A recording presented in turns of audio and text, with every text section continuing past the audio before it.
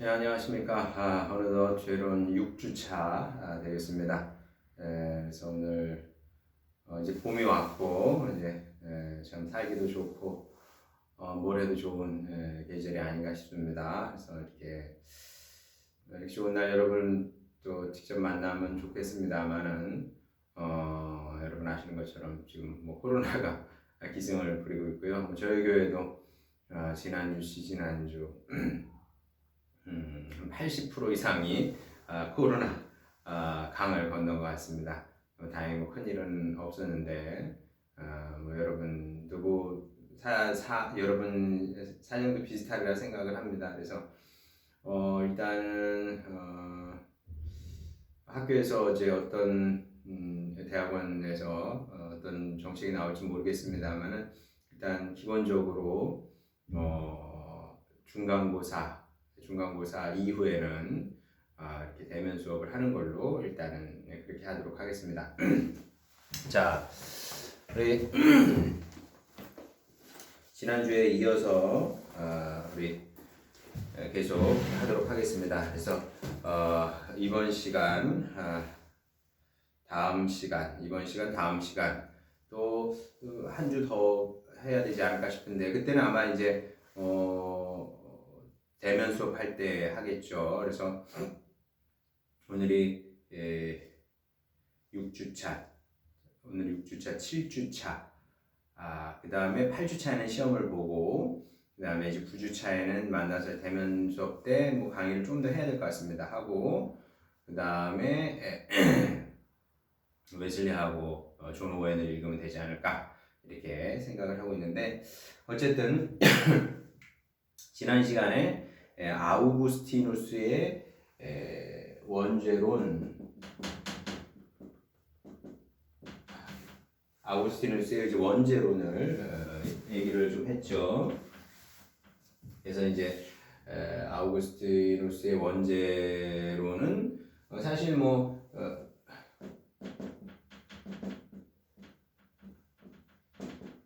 오리지널 씬 이렇게 얘기를 하죠. 근데 이제 원죄론이라는 말은 여러분 아시는 것처럼 이제 성경에 나오지 않는 말이고요. 그리고 원죄의 전가 혹은 유전 이런 말도 성경적인 개념은 아니다. 그것을 이제 분명히 말씀을 드렸으면 좋겠습니다. 그래서 우리가 성경에 나오지 않는데, 명백하게 나오지 않는데 그것을 받아들이지 않는다고 해서 이단으로 몰아가는 경우는 뭐 별로 없죠. 유일하게 하나 있긴 있습니다. 삼위일체. 삼일체로는 안 받아들이면 삼일체로는 성경에 안 나오죠. 그렇지만 삼일체로를 받아들이지 않으면 그건 이단으로 낙인을 찍힙니다. 그런데 예외적인 경우고요. 그 외에 다른 뭐 교리 같은 경우는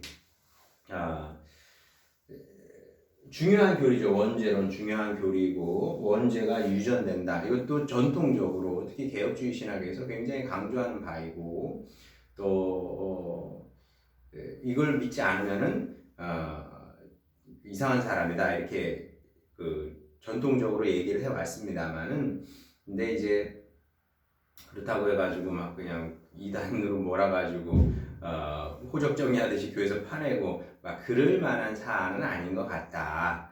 자, 왜냐하면은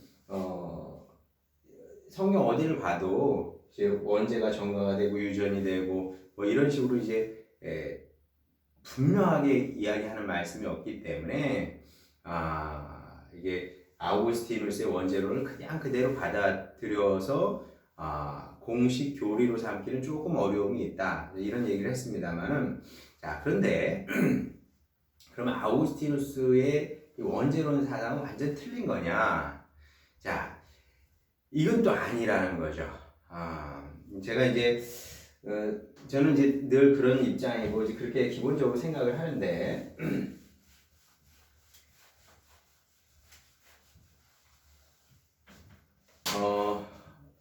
우리 생활에서도 구약에서도 그렇고 신약에서도 마찬가지입니다만은 가장 좋지 않은 것이 저는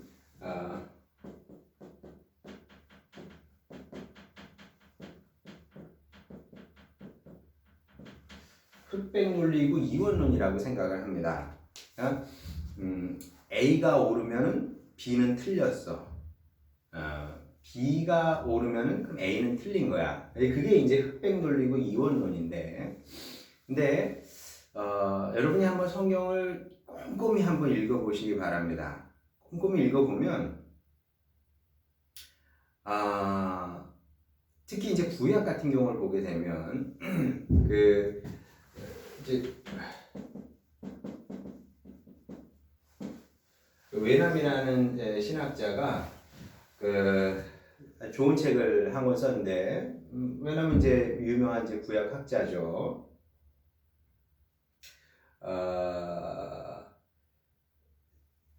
제목이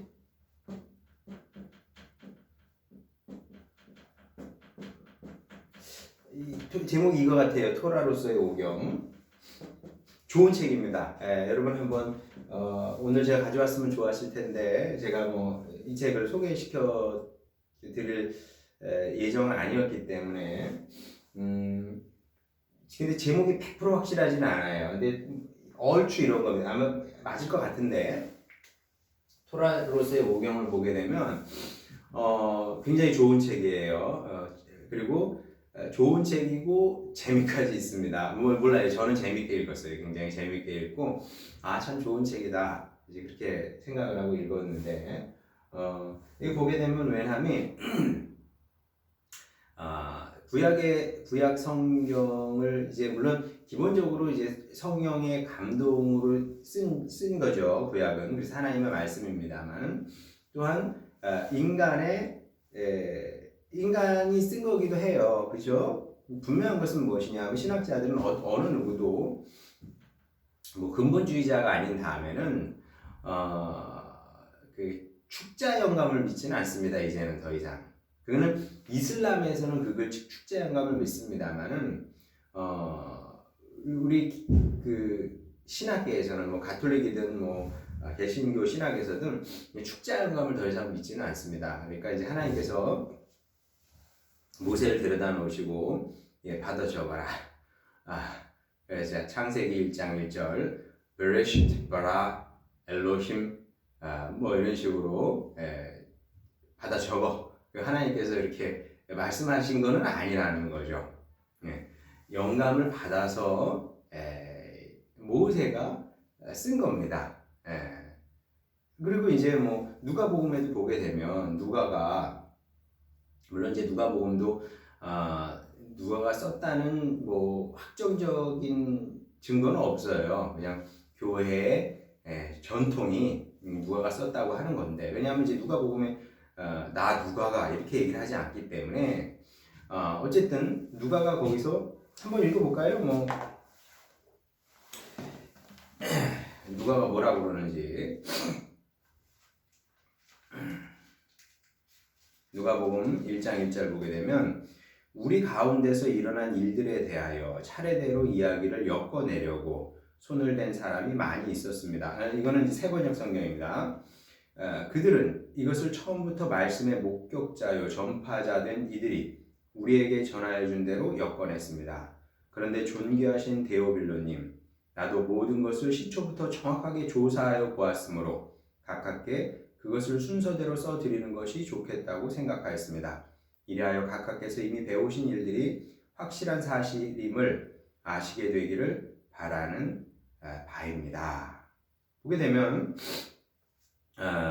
보시는 것처럼 그 누가가 하나님께서 나에게 당신의 말씀을 불러주셨다 이렇게 얘기하지 않고 자기가 조사하고 연구한 거 그거를 쓰고 있다 지금 이렇게 얘기를 하고 있는 거 아닙니까? 자, 그래서 일단 기본적으로 하나님은 인간을 동역자 삼으셔서 이제 우리에게 맡겨 주시는 거죠. 마치 우리가 그 설교 말씀을 전합니다. 말씀을 전할 때 우리가 이제 어떻게 말씀을 전합니까? 성경 말씀을 묵상하고 그리고 그것을 우리말로 충분히 소화해서 나의 말로 전하거든요. 근데 성도들은 그거를 들으면서 김성열 목사의 사설이군 이렇게 생각하지 않고 하나님의 말씀으로 받아들이는 거죠. 성경 말씀도 마찬가지입니다. 그래서 인간적인 요소가 포함될 수밖에 없고 그런 것들은 우리가 특히 서신서를 읽어보면 분명히 드러나죠. 바울 서신과 그리고 야고보서는 다르고요. 또 히브리서도 굉장히 또 다르고 왜냐하면 개인의 채취가 거기 묻어나 있기 때문에 그렇습니다. 근데 이제 외남에 의하면은 구약 성경을 보게 되면 이렇게 명백하게 칭찬을 하기도 하고 거기 보면 이제 구약 성경에 많은 사람들이 나오지 않습니까? 그러면 어떤 사람은 칭찬을 받기도 하고 어떤 사람은 비난을 받기도 하는데 그렇지 않은 경우도 굉장히 많다는 거죠.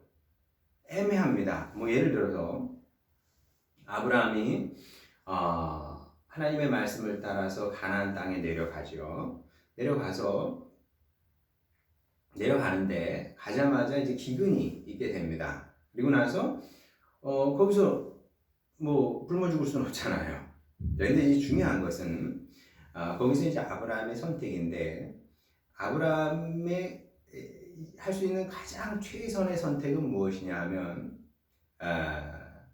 이제 그냥 그 자리에 머물러 있는 것이겠죠. 그 자리에 가나안 땅에 머물러 있는 것입니다.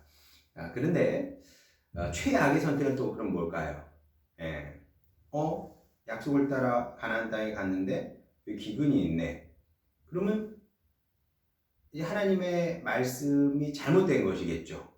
하나님이 약속을 안 지킨 겁니다. 왜냐하면 내가 너를 복을 준다 그랬는데 복은커녕 기근이 들었으니까 다시 고향으로 돌아가는 겁니다. 다행히 고향으로 돌아가지 않고 애굽 땅으로 내려가게 되죠. 애굽에는 언제나 물이 있으니까 물이 있으면 기근이 될 가능성이 적지 않습니까? 나일강 비옥한 나일강이 있기 때문에 그리로 내려간 건데 여기에 대해서 창세기는 이렇다 저렇다 얘기하지 않는다는 거죠. 칭찬을 하지도 않고 비난을 하지도 않고 이런 것들이 외남에 의하면 굉장히 많다는 거예요, 성경에. 그러니까 그것뿐만 아니라 이제 무슨 뭐 하나님께서 고레스를 쓰신다든지 사실 고레스가 하나님의 종이 될 수는 없지 않습니까? 그런데 성경에는 하나님의 종으로 나오거든요. 진짜 하나님의 종일까요? 고레스가? 그럴 수 없거든요. 그 사람이 하나님의 백성은 아닙니다. 그런데 그 악인조차도 하나님의 손에 들려서 쓰이기도 하고 뭐 그런 거죠. 그런 어떻게 좀 상식적으로 평가하기 어려운 일들이 굉장히 성경에 많이 나오는 겁니다. 그리고 의외로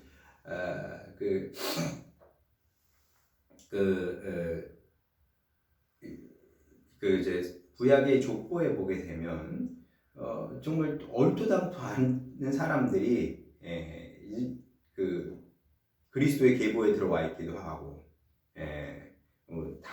그 유다의 며느리 다말이라든지 아니면은 뭐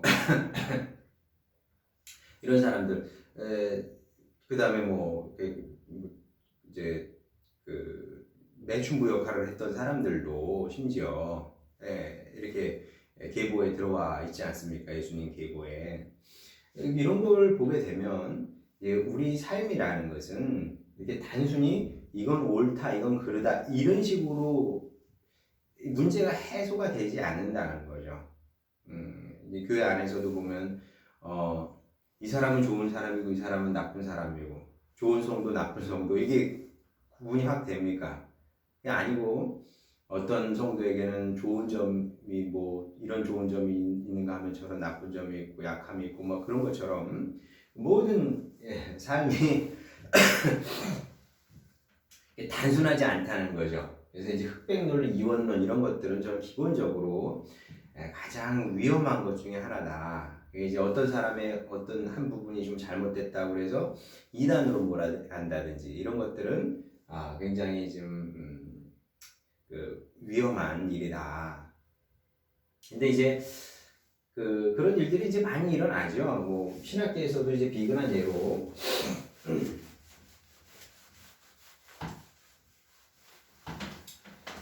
신학계에서도 일단 내 이론이 있잖아요. 그럼 내 이론을 설득력 있게 설명하기 위해서 다른 신학자들을 막 비판을 합니다.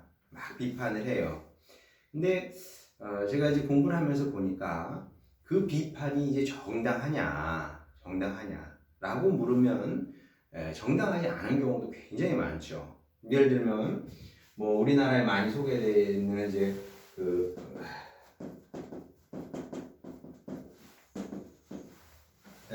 위어겐 월트만 같은 경우는 바르트를 굉장히 비판을 합니다. 이제 특별히 이제 몰트만이 많이 비판하는 것 중에 하나가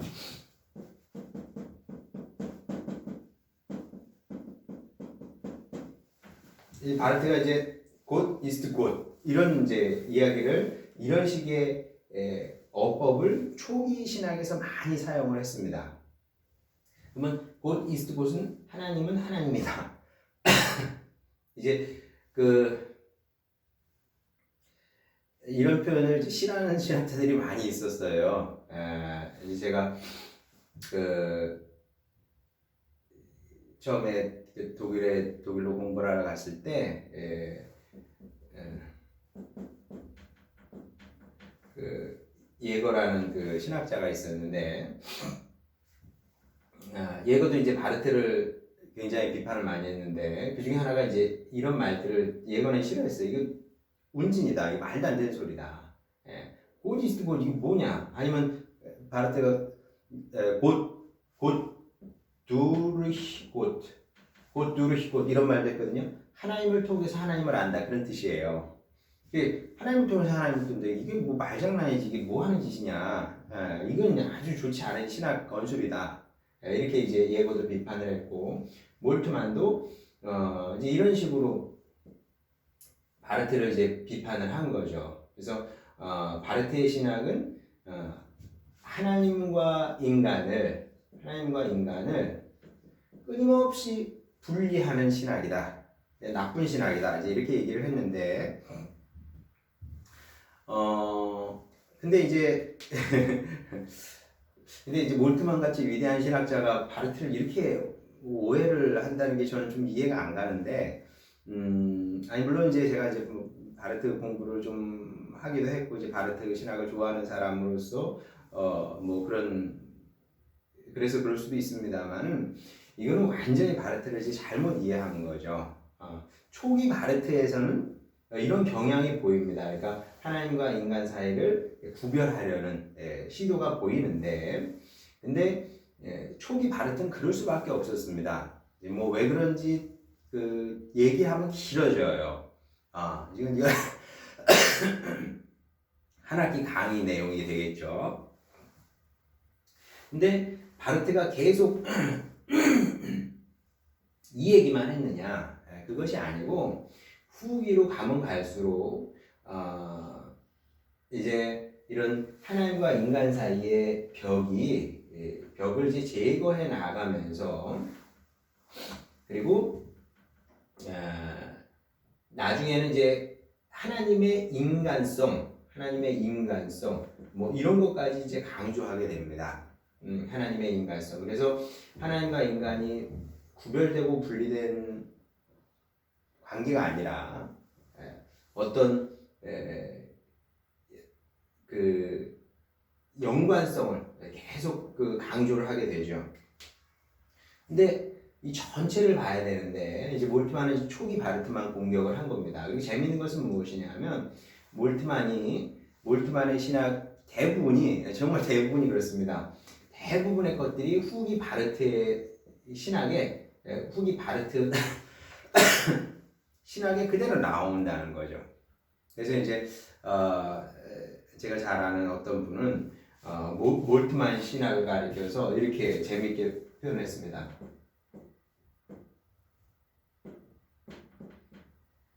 Vater Mord, Vater Mord. 뜻은 뭐냐? Vater는 father, Mord는 이제 죽음인 거죠. 아버지 살해 신학이다.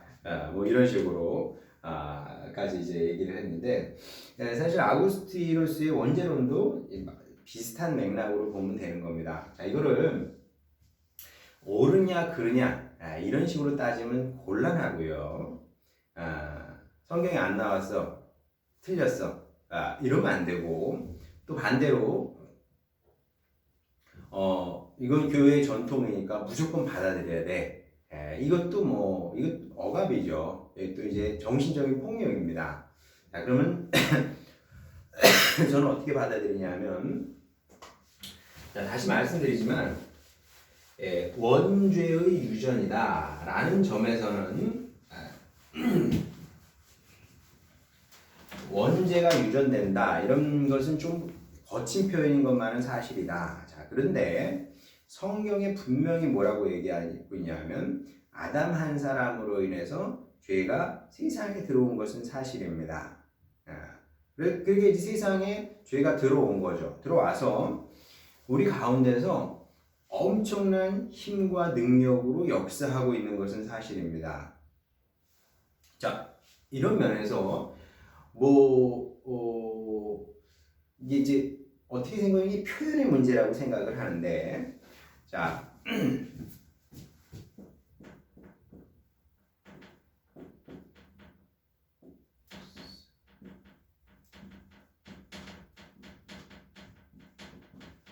뭐 이름이 길죠.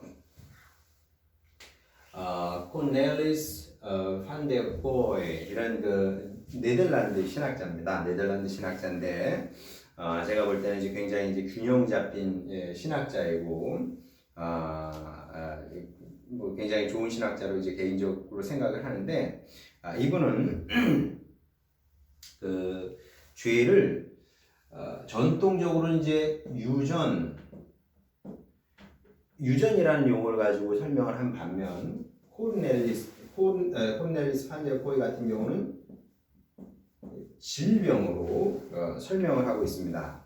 근데 저는 이제 유전보다 어떻게 보면 같은 얘기예요. 이제 그 아우구스티누스하고 판 데 고이가 같은 얘기인데 다만 이제 용어의 차이인 거죠. 용어의 차이. 그래서 판 데 고이 같은 경우도 아우구스티누스를 일방적으로 비판하기보다는 아우구스티누스가 틀렸어 이렇게 말하기보다는 결국 같은 얘기인데 말을 바꾼 거죠. 그러니까 훨씬 더 부드럽고 더 이제 설득력 있게 되는 건데 이제 이게 좋은 신학은 이렇게 하는 거라고 저는 생각을 합니다. 그러니까 한 사람을 갖다 놓고 막 난도질해서 넌 틀렸어 이래서 안 돼 이렇게 하기보다는 그분이 무슨 얘기를 하고 있는 건지 곱씹어 보는 거죠. 아우구스티누스가 무슨 얘기를 하고 싶은 거냐, 곱씹어서 좀 표현이 거칠면 좀 다듬어서 다른 표현으로 하기도 하고 좀 발전시키기도 하고 이제 그게 이제 좋은 신학 방법이라고 생각을 하는데 판 데 고이 같은 경우는 어쨌든 죄를 질병으로 해석을 했다. 그래서 아담이 타락하기 전에는 세상이 죄가 없는 무균실이었던 거죠. 말하자면 그러니까 아담과 하와를 해할 수 있는 그 어떤 것도 없었던 겁니다. 그런데 아담과 하와가 문을 연 겁니다. 말하자면 문을 열었어요. 하나님께 우리가 이제 나중에 보네퍼의 그 창세기 주석 그걸 이제 분석을 하면서 우리가 좀 더 살펴보겠습니다만은 아담과 하와가 죄가 들어올 수 있도록 문을 연 겁니다. 그래서 죄가 들어오게 된 거죠. 바이러스가 세상에 지금 바이러스가 존재하는 것처럼 죄가 바이러스처럼 들어와서 그때부터 이제 사람을 이제 공격하게 된 것이고 그리고 이 죄가 독침이 되어서 모든 사람을 죽음으로 이끌어 가게 된 겁니다. 자, 이것이 이제 판데오 코이의 죄에 대한 해석인데, 자, 그러면 여기에 대해서 우리는 또 이제 질문을 할 수가 있죠. 잘못은 아담과 하와가 했는데 왜 우리가 고통을 당하지? 이게 공정한 건가?